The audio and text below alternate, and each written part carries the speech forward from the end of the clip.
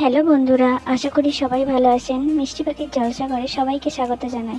আজকে আমি তৈরি করব একটি হেয়ার অয়েল, যার জন্য আমি নিয়েছি দুটো আমলা আর কিছু জবা পাতা, দুর্ব ঘাস, নিম পাতা, অ্যালোভেরাগুলিকে কুচি কুচি করে কেটে নিয়েছি।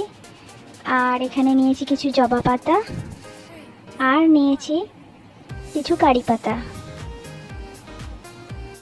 তেলটি আমি বানিয়েছি জানুয়ারি মাসের 26 তারিখের পর এবং তখন থেকেই আমি ইউজ করছি। যেহেতু আমি এটার কোনো ফল না দেখে ভিডিওটি দিতে চাইছিলাম না, তার জন্য আমি ভিডিওটি লেট পোস্ট করছি এবং আমি এটা 2 মাস হলো ইউজ করছি এবং এর জন্য আমি খুব ভালো ফল পেয়েছি, যার জন্য আমার চুল পড়া অনেক কমে গেছে। আপনারা দেখতে থাকুন ভিডিওটা। নিয়েছি কিছু মেথি দানা।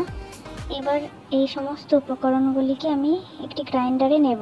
আর তার সাথে নিয়েছি কিছু ছোট পেঁয়াজ চুলের পক্ষে খুবই উপকারী। এগুলোকে আমি ধুয়ে নিয়েছি এবং খোলা ছাড়িয়ে নিয়েছি।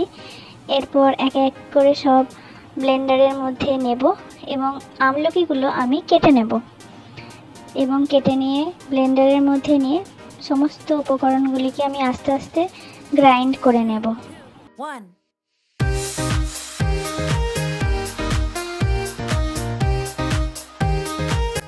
গ্রাইন্ড করা হয়ে গেছে।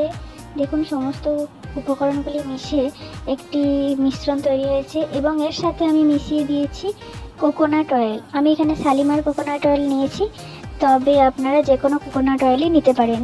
আমি কোকোনাট অয়েলটা প্রথমে কড়াইতে নিয়েছি এবং যেহেতু আমি এইটা শীতকালে বানাচ্ছিলাম, আমি এটা বানিয়েছি জানুয়ারি মাসে, তো তখন একটু তেলটা জমাট বেঁধে গিয়েছিল। এবার ওই যে মিশ্রণটা তৈরি করলাম, সেই মিশ্রণটা আমি ওই তেলের মধ্যে দিয়ে এটাকে আমি ফুটিয়ে নেব।